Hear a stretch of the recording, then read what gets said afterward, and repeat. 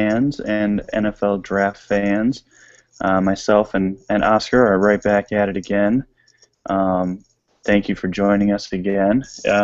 Oscar, it was a pretty crazy first round. We're going to get to the Dolphins here in a little bit, but let's start off by kind of recapping this night, starting at the top. The Texans and Rams kind of went predictable with Clowney and Robinson. I'm not sure either of them really had a difficult choice, but we saw a shocker at number 3 with the Jacksonville Jaguars with Blake Bortles. I haven't seen that linked all draft process. What were your thoughts on a guy going that high, especially when they just got rid of Blaine Gabbert? I don't know if you see any comparisons there, or what do you think about Blake Bortles? We kind of mentioned it, and when we were talking about our horizontal board, where we saw kind of Gabbertisms in Bortles' game with feeling pressure. So they clearly have gone again for not learning from prior regime of taking the guy that looks like a quarterback instead of one that plays like one. I think he's my second quarterback if you want to start someone now. So I think they've shown conviction taking a guy, but it's awful value and for me, and I think they could have got probably 20 better players out of position. So I don't think Duval's going to be a happy place at the moment. But I guess if you think he's a quarterback, you have to take that risk, and you're not kind of as strapped monetary-wise as you used to be, so it's kind of low risk, and perhaps they think they've only got 2 years and they need to find a quarterback at some point. They're not going to. If you think you're going to have a better year, you're not going to be in that position to take your pick of the litter in a quarterback class. So perhaps that was the mindset: was, well, we'll take the guy whilst we've got the choice. Yeah, I agree. That was kind of surprising that they didn't move down to take him. Maybe there were thoughts in that first round or that top 10 that someone else would take him, but I don't know. I don't think that was realistic. So after seeing Bortles go, we saw Watkins in a surprising move by the Bills, giving up a lot to move up to number 4. They gave up their 2015 first-round pick and a fourth-round pick next year, along with swapping picks with the Browns.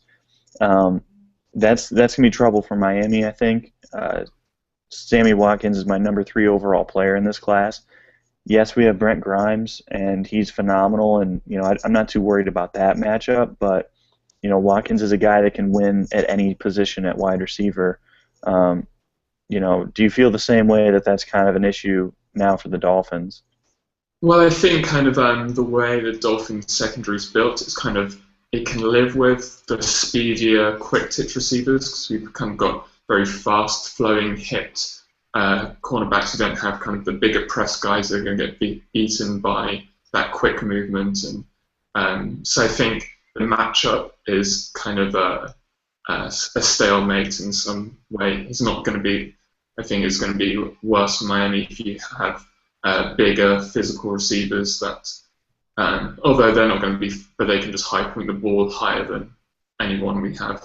So that's kind of like the one area in which, say, if they went for Mike Evans, perhaps that's a bigger issue.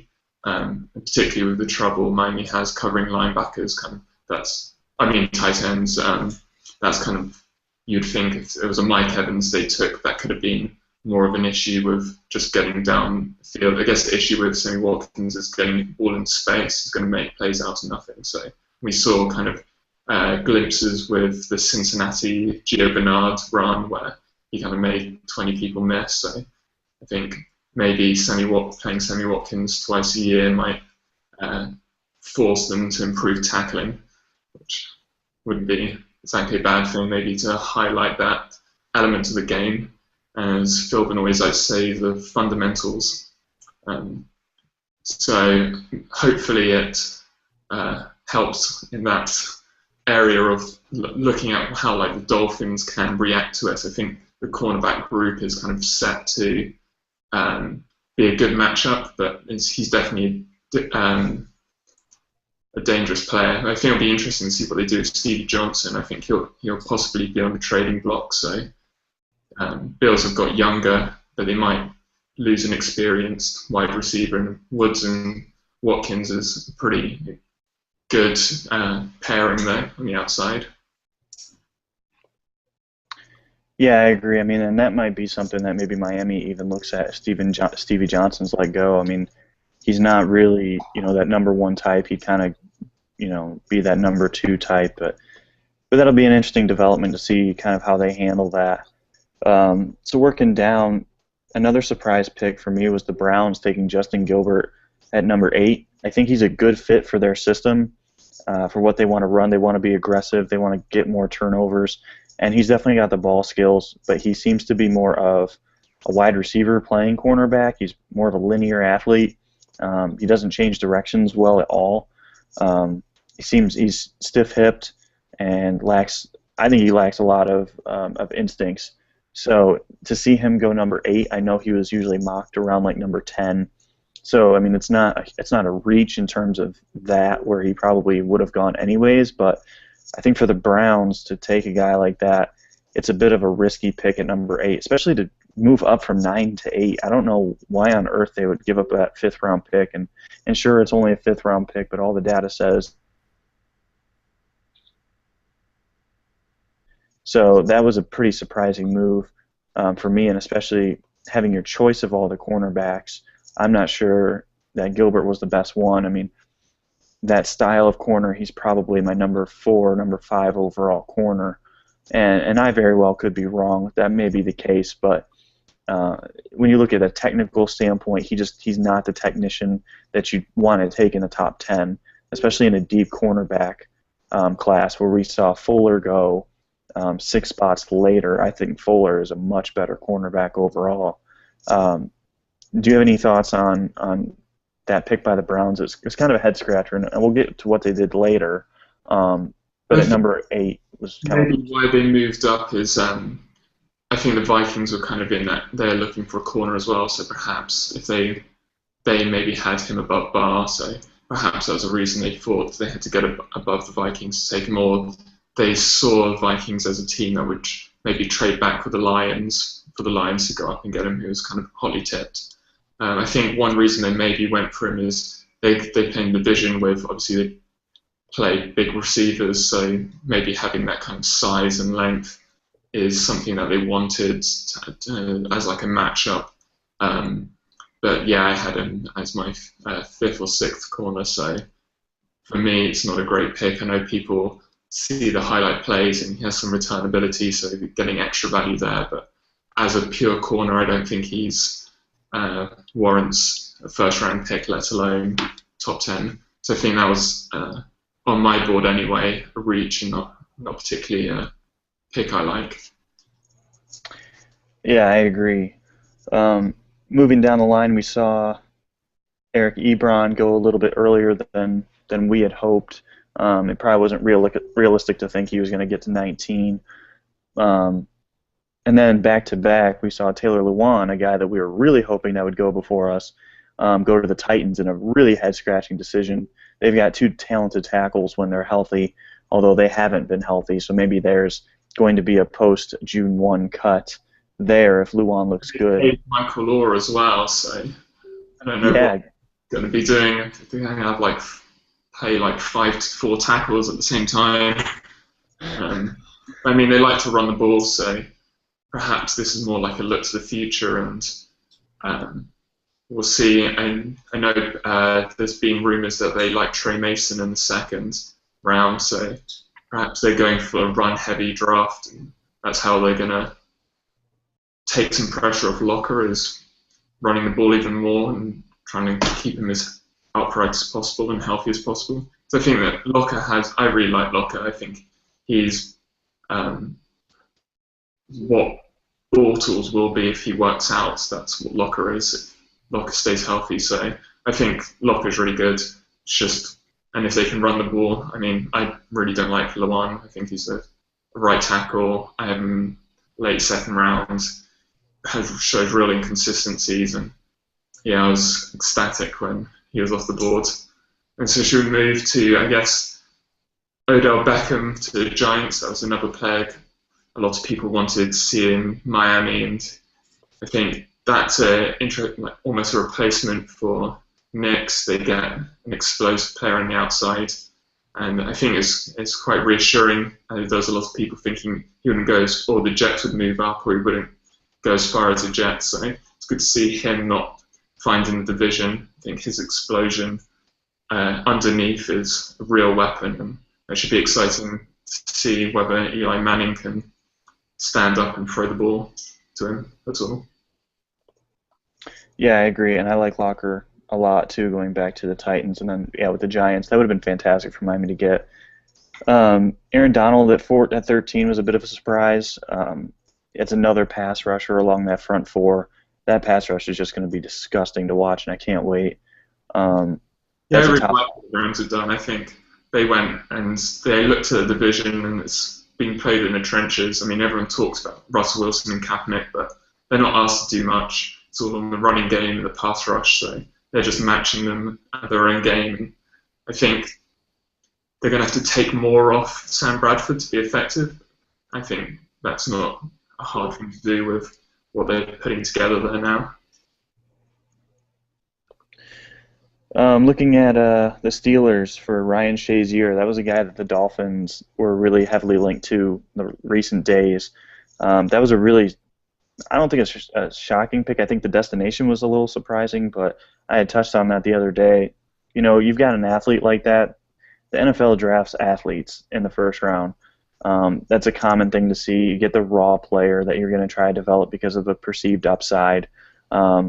I know the Dolphins nation, I think, kind of took a big breath after we saw that, and not really of relief. Some people really wanted him, but I think the people that have done this film work on him kind of know his limitations, and yes, there's a lot of potential there, but ultimately, I don't know if he would have made a huge difference this year for Miami.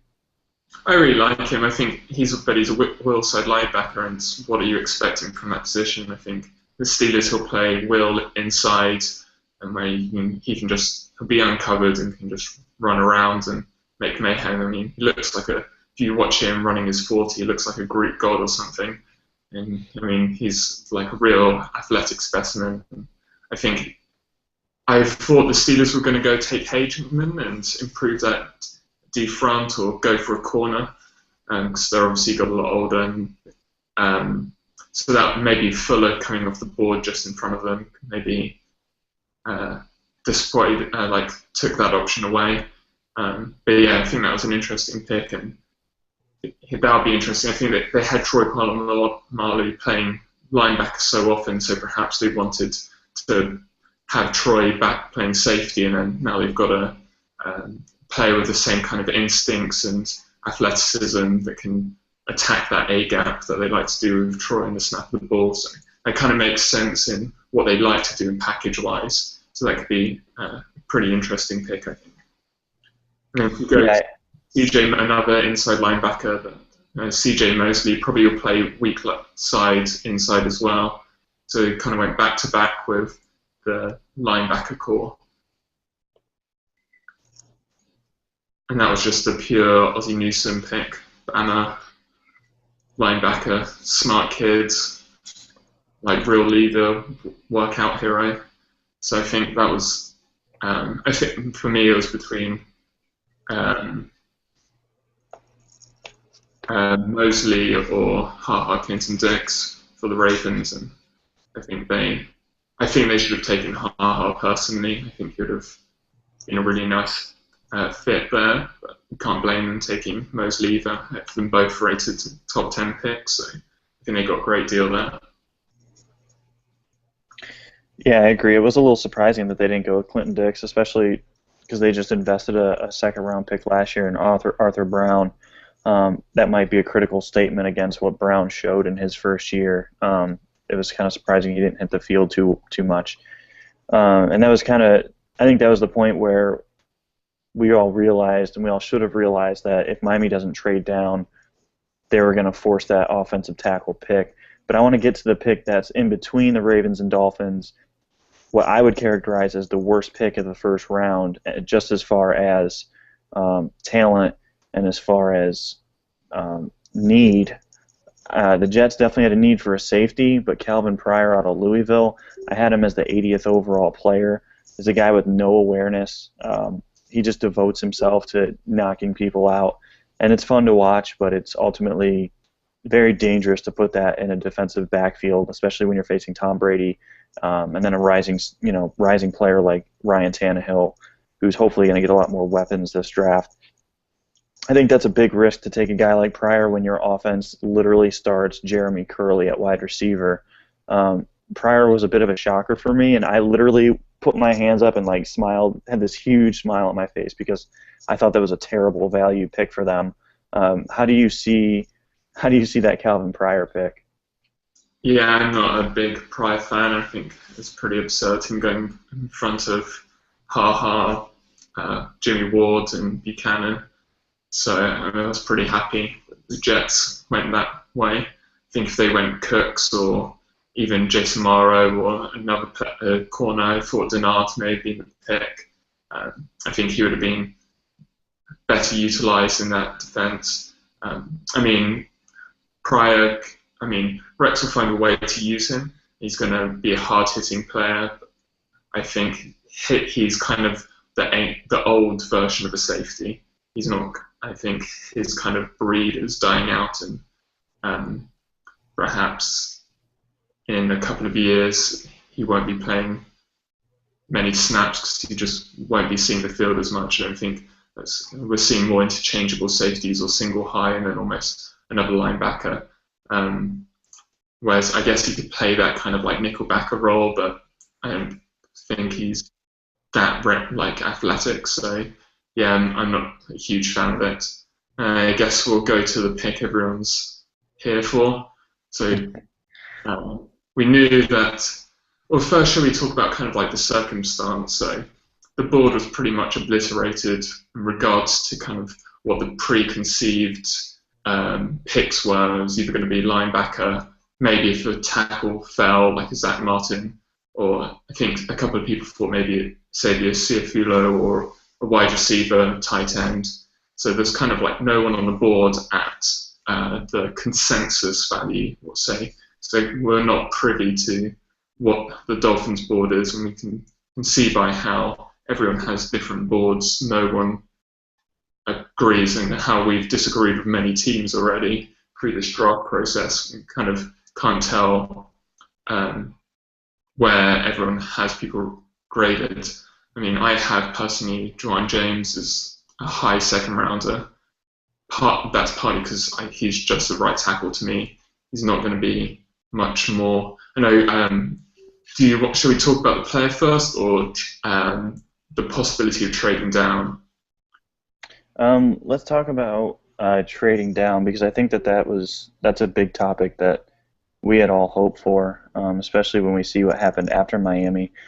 We saw a couple of trades happen after Miami that involved third-round picks, so it was kind of difficult to swallow to see Miami take Juwan James when they potentially could have traded down with the Saints or with the who else moved up? It looks like the Browns moved up a little bit, and they gave up mid-round picks.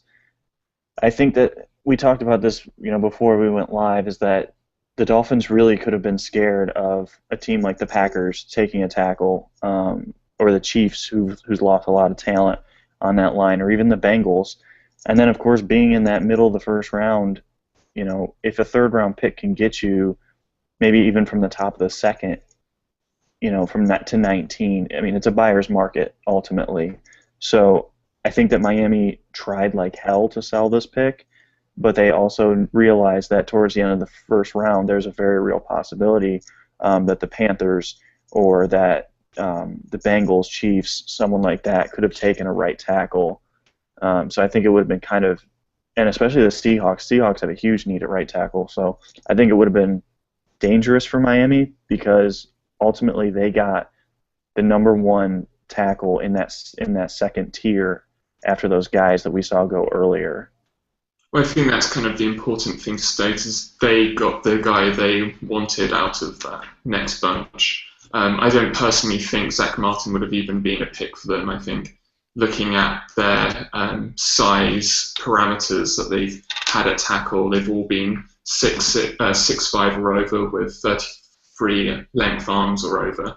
And the last time Joe Philbin had a left tackle that was smaller than those lengths, it was Newsom his rookie year, and he was potentially the worst ever Packer to play football.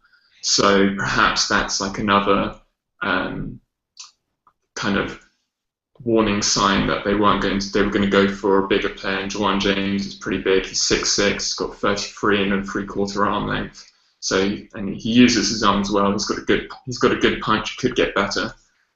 So maybe if we talk kind of like about the player more, I think he's a solid player. He hasn't got any. I would say he's got no elite traits. And this kind of something we talked about before. This is why it's a very safe pick. He's got no elite traits, but he's got one weakness, and that's against power, I would say. But that's relatively easy to coach. He's also a bit reactive to the snap. You see him react to the defender instead of at the snap count. But that's something that can be coached, and we see that with pretty much all offensive linemen coming out of the draft. Is he'll stand up. He doesn't stand up too tall, which is good, but he's a bit late.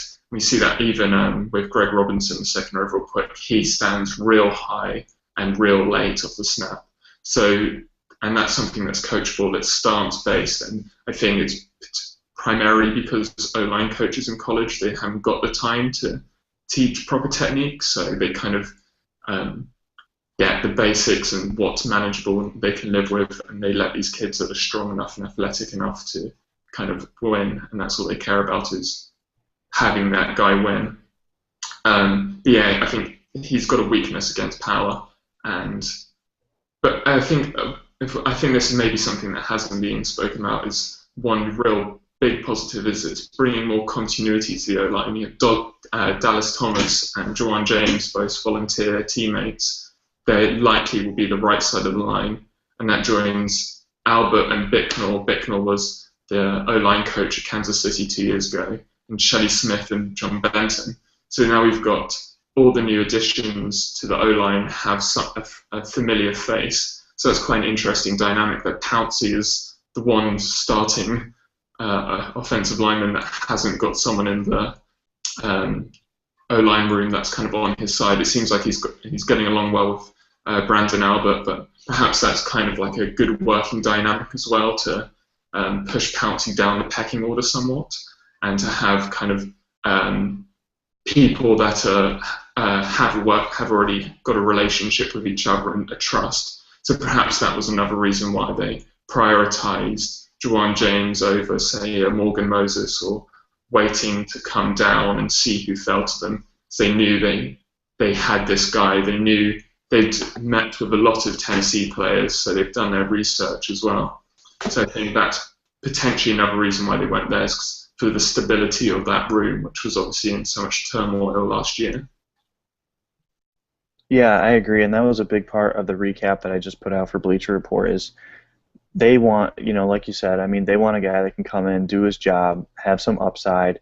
I like him as a potential left tackle eventually if he can fix his ability to anchor and drive down the field, which, I mean, we like to say that's something fixable, but, as Ross Tucker noted on Twitter, that he never really improved his strength in the NFL. So you just don't know. I mean, worst comes worst, I think James could be a very good right tackle.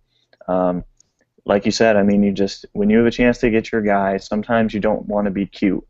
A third-round pick would have been beautiful in this draft class, but you know what? We have 6 picks now, and there's not a lot of holes on this roster. If this team can put together a solid offensive game plan every week, get the offensive line to perform somewhat close to average, this is a team that can compete for the playoffs. And realistically, they were 1 game away from it last year, and they were a train wreck, and yet they still were able to beat some high-quality teams. So, and yeah, he works in his own blocking scheme, so that kind of that's an easy transition. Personally, I don't think he can play left tackle. I don't think he has the foot speed. But referring back to that Ross Tucker kind of comment, I think he was talking about a lot of people talk about building up lower body strength or stuff like that, where that's harder to do with Moses. He is strong. It's the technique that means his strength isn't functional in use at times. So that can be fixed, and that's also, if he gets up into his stance quicker out of the snap, you're in a position to punch quicker, or you're in a stronger base. So I think they're small improvements, but yeah, he's a pretty solid player. And personally, I think if you're not looking for we're not looking for a left tackle, so there's no need to kind of have that risk with Cyrus or Moses, where that's why kind of the media's view of being higher rated players, because they have left tackle upside, but we need a right tackle, and this has been a huge issue for the Dolphins for going on an eternity now. So maybe it was 3 years in a row drafting a tackle in the first 3 rounds, and hopefully this is the last time for maybe 3 years. Is there anything else you want to kind of talk about the Dolphins pick, or shall we move on to? Let's highlight the rest of the first round real quick, and then we'll kind of get into what we hope to see happen tomorrow, what we kind of project. So just kind of looking at the end of the first round, obviously Johnny Manziel to the Browns, that's a headline grabber. Jay Glazer had talked about that he wasn't going to be the pick at 4. Well, he was the pick at 22, so that was kind of funny how that worked out. They definitely swung for the fences. Did they pick Whedon at 22 as well? Oh, jeez. Oh, man. Sorry, that's a good omen. Being from that area, I know a lot of Browns fans are really pumped about that move, but seeing Johnny in cold weather is going to be interesting. He's been a Texas grown kid his whole life, and I don't know if he knows what he's getting himself into in Cleveland. Man, those fans are brutal. They're extremely passionate. They're wonderful fans, but man, they are brutal. If you start to struggle, and he did bad games when it was wet, and like that LSU game when it was wet. Exactly, and it's like that all the time in Cleveland. So it's going to be beautiful in September, but I tell you what, when you get to November, good luck, kid. That's all that's what I'll say about him. I don't see how he's going to be running around in that type of weather, but we're just going to kind of gloss over a couple of these. Our favorite, and the man that made you some decent money tonight, Marcus Smith out of Louisville, went to the Eagles at 26. I can't say more about this pick than I love it. I love this kid so much. And I know you do. If you want to talk about him a little bit. It's a great pick as well for the Dolphins. It likely takes away any chance of Dion Jordan being traded as well. So we kind of look at that as upside for the Dolphins, as we're keeping edge rusher. But Marcus Smith I think he lacks a bit of strength, but he has every other trait you look for. He's one of the few players. He's my third edge rusher in this. I kind of have in this class. I don't really have Matt class as an edge rusher as much. I think he's more suited to be kind of off-ball linebacker. But yeah, I think Marcus Smith, he transfers speed to power really well. And yeah, he's going to be really good in space. He can drop back. He can do everything. Yeah, I think this is going to be. I know a couple of Eagles fans didn't even know who he was, but I think he's a really good pick and should be interesting to see how Chip uses him with their kind of. They like to use a lot of exotic looks with their defenses, so maybe second year that was the big issue on that team. But yeah, I think it's a beautiful pick, and I think Brandon Cooks to the Saints as well is really interesting. I think pretty much will double what Sproles did. Instead of Sproles was kind of like would be in the backfield and then split out to the slot. We're going to see Cooks kind of be in the slot, split out wide, be out wide, split inside, and that'll be a really interesting player. I think if you're looking at fantasy value, I think he'll be a good pickup. Yeah, I agree. I mean, it's going to be a lot of fun to watch. Looking at 27, the Cardinals moved back, took a personal favorite of mine, Deion Buchanan. I think that's an instant impact type of player. He was my number one overall safety, so to see him go in the first round was really nice to see. Um, and then the Panthers at 28, that was a great pick for Dolphins fans. Let me just say that because the Dolphins, from what I know and from what Andrew Abramson of the Palm Beach Post reported, really had their eye on Calvin Benjamin, and I'm pretty sure that you and I were both on the same page about we were not fans of his. Well, he's basically going to be a slot receiver, like tight end, whatever you want to call him. You're not going to really play him outside. He can't really separate. He doesn't know how to use his body. It's kind of in the same way as Charles Clay doesn't use his. I mean, Charles Clay is a bit more diminutive, but they don't use their body to box out defenders to make room for their space. You can get Benjamin can go up and get the ball, but he can't make space for him to get the ball into his body. And he has some odd concentrating drops. I mean, he's 23 and wasn't a senior, so there's kind of a lot of flags with him as well. So yeah, I think that's another pick that's good. He's gone to another place. What'd you think about the Patriots grabbing my number 9 overall player, Dominic Easley, at number 29?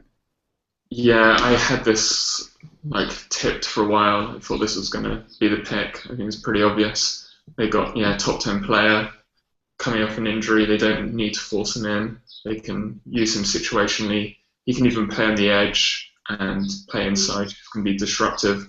So I think that's another good reason to get the right tackle you want when your biggest competitor in your division, and every defensive front in the division is so deep and talented. It's not really a position you want to go cheap on. Yeah, for sure. And then I would say probably the surprise of the night, at least as far as that bottom half of the first round, we saw the Vikings move back up very cheaply, predictably trading with Seattle for Teddy Bridgewater, my number 1 overall player. What do you think about that fit? I mean, North Turner, they're going to be outside for the next year or two, and then they're going to be moving into a dome. Adrian Peterson, they've got some offensive firepower around him at wide receiver. How do you like that fit at number 32? I think it's perfect. I mean, Teddy's thrown outside in Louisville in the cold, so that's no different. Then he moves into a dome, so if you do have any questions with his arm strength, they'll go quite quickly. And we saw kind of Drew Brees have similar arm strength questions when he came out. I think their games are relatively similar coming out as prospects. Obviously now Drew Brees has I think they have similar feet and movement in the pocket to. Obviously, Brees is smaller, now has a better mechanics upright. I think that's one area which you see Teddy's accuracy kind of falter, whereas with the upper body mechanics, but it's not a huge issue. And people say he has a couple of wobbly deep balls, but as long as you get them there, it doesn't really matter. He's going to have some weapons against space with Cordell Patterson and Greg Jennings, so I think that kind of works well. He's got some one electric player and obviously a really great running game. I think Zimmer will like him. I think a lot of people thought he might go to the Bengals, and kind of said he's like an Alex Smith or a Dalton type player. So it makes sense for Zimmer to kind of covet that a player that's not too flashy, but you can rely on, is going to make the right reads, can go through progressions. So I think I really like the pick, and I think that's one of my favourite moves of this draft, getting it for that value, jumping all the other QB needy teams. And I'm pretty thankful he didn't go to the Patriots, really. Yeah, for sure. That would have been terrible because that would have been another 10 years of Patriots dominance. So I'm glad that didn't happen. So we've just kind of wrapped up the first round, and let's kind of look toward tomorrow, day 2. Let's be honest. I mean, the first round is exciting and all, but really that's not where great teams are built. It's built on day 2 and day 3. We have a couple picks coming up, pick number 50 and pick number 81, barring trades. What are the guys at 50 and 81 realistically do you think they're looking at, and who would you like to see them take? Well, I think there's going to be maybe 3, 4 positions they'll be looking at. So I think wide receiver, cornerback, um, running back, maybe interior O-line, and linebacker. So that's 5. And maybe even a safety, because I think the drop-off in safety is around the 3rd round. So I think we'll see what we thought would be a run on O-line happen now in the 2nd round. We'll be starting with the Redskins. They'll have their pick of tackles. Maybe the Texans may even go for a tackle if they do trade for Mallett, as there was kind of rumours circling around. The Seahawks obviously need a tackle. Baltimore probably need an offensive lineman. So there's quite a few teams that are going to be. The New York Giants potentially do. The Bills may do. So there's 5 or 6 teams in that top of the 2nd round that are going to be kind of scrabbling around for those remaining picks. So I think, and there's still some pretty good wide receiver talent: Marquise Lee, Allen Robinson. So there's I think there's some interesting talent there. I think the cornerback. I think all 5 cornerbacks we thought would go in the 1st did go in the 1st. More safeties, I think, went. We thought with Jimmy Ward and Buchanan. I think they were kind of borderline guys. With kind of, I think most people thought the safeties would go earlier and then be a drop off, and it kind of ended up bunching up in the end. I think linebacker will be interesting. Whether it's Telvin Smith might drop to potentially the 3rd with his Weeds test at the combine. Pierre Louis, the Boston College weak side linebacker as well, could be an interesting player. I think if they were really coveting Shazier, they would be players they would look at. And then for interior O-line, maybe a Billy Turner, Trey Turner, maybe even Mewhort in the 3rd round. And those Philip Gaines, obviously, as well, one of our favourite cornerbacks. I think those are kind of like the players that we're looking at tomorrow.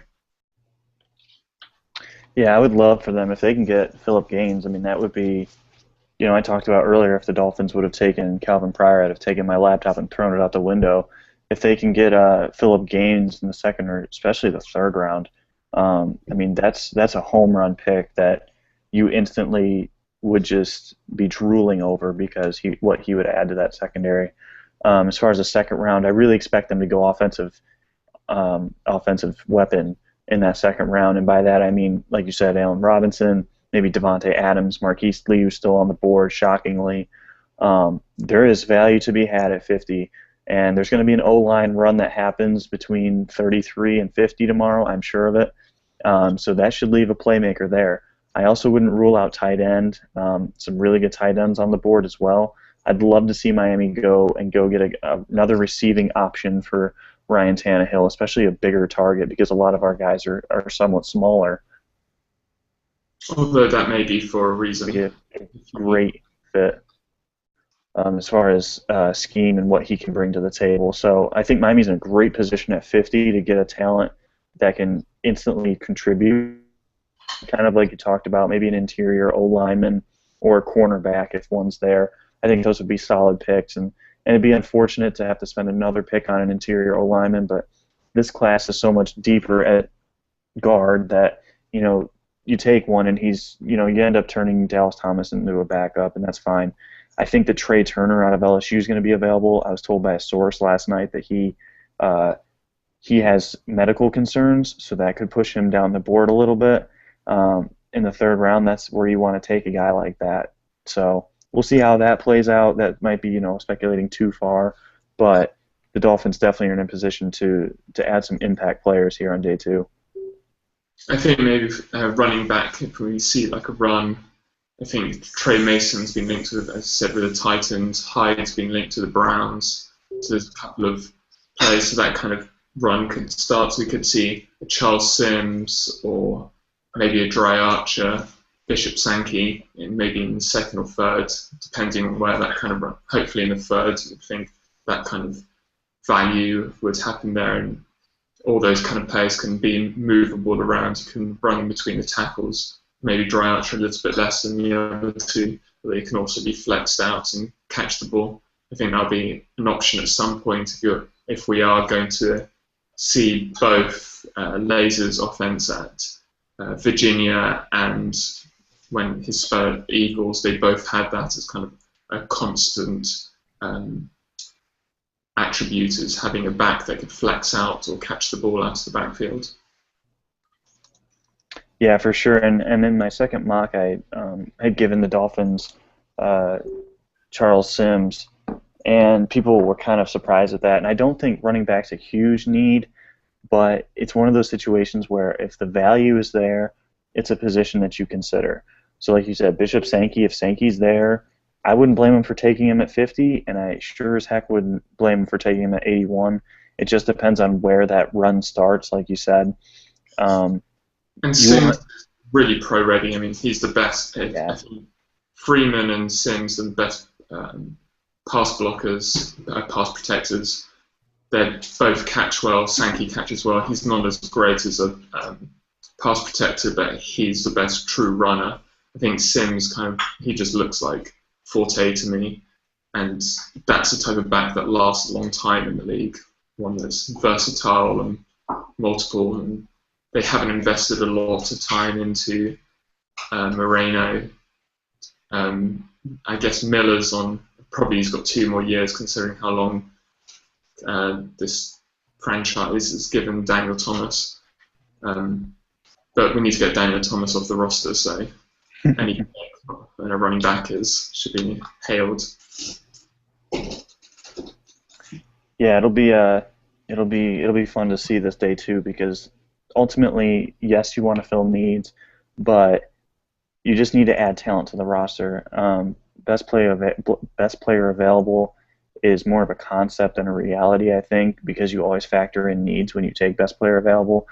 But you look at the needs of the roster now, and I don't think that there's a need that presses so heavily as offensive tackle did prior to tonight. Now you're looking at the list of team needs, and you're saying, okay, well, we could use a tight end. Well, we could use a receiver. We could use a running back. Could use a guard. Could use a defensive lineman for depth. Could use a secondary member, and you could use a linebacker.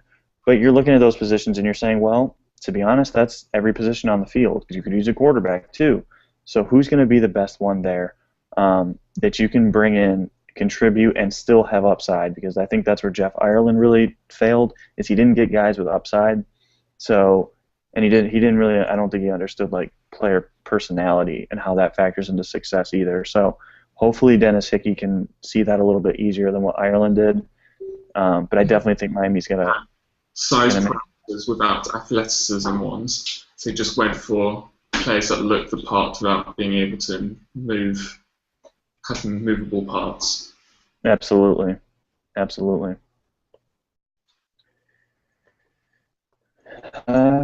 Anything else that you're looking out for tomorrow? Shall we go over kind of like, because there's quite a few wide receivers left, and if we both kind of think that will be a target, so should we go over kind of maybe there's a couple of names that were linked with being in the first round. Cody Latimer's, Marquise Lee was kind of tipped to go around the Eagles. Obviously, maybe Benjamin went a bit earlier than people thought. Jordan Matthews had thoughts about going in the first as well. So is there anyone in particular that you would think would be able to fall to 50, and is it particularly interested in the Dolphins? Yeah, I think that guys we kind of touched on briefly. Allen Robinson, I think he would be a slam dunk pick for this team. He's a leader. Doesn't have many concerns as far as when you look at his negatives. You're really nitpicking to find stuff with him. I would also look at a guy like Cody Latimer if he can fall. I'd really look at the guys that are big, that can go up and get the ball at its highest point, because Miami hasn't really had that for a while since Brandon Marshall. And but also, though, you look at a special talent. If a special talent like Marquise Lee can fall, like I said earlier, he's a plug-and-play player that you literally don't have to teach him anything. You just want him to catch the ball. If he catches the ball, he's going to be the steal of the draft right now, and stays healthy. Those are his 2 biggest knocks. So at 50, I think like a sleeper pick would be Devontae Adams. I'm a huge Devontae Adams fan. And again, that kind of goes back to going up, getting the ball at its highest point. And then later on, maybe on day 3, Josh Huff out of Oregon. He's more of a slot receiver, but he's got experience all over the place. He's not going to get off well off of press, but if Miami finally gets a little bit more creative on offense, which I'm hoping that they will, with Laser, kind of move him around a little bit, move Wallace around a lot more, that's a guy that he fits Philbin's mold of interchangeable receivers. Yeah, I think if they, particularly if they're looking at using a chip offense, then that kind of makes sense. With a Josh Huff, he kind of transitions into that, projects into that well. Well, I guess, shall we call it a morning here and a night there? Yeah, I think so, man. I got to get this article done for BR for the morning. It's a day 2 primer, so keep your eyes peeled. And then also, man, we're pushing through to tomorrow. We're gonna have a fun night tomorrow night, I think. Yeah, so we'll do the same again after. Is it the last picks, the San Francisco compensatory pick? That sounds like a plan. Yeah. All right. Well, thanks for watching, and see you tomorrow.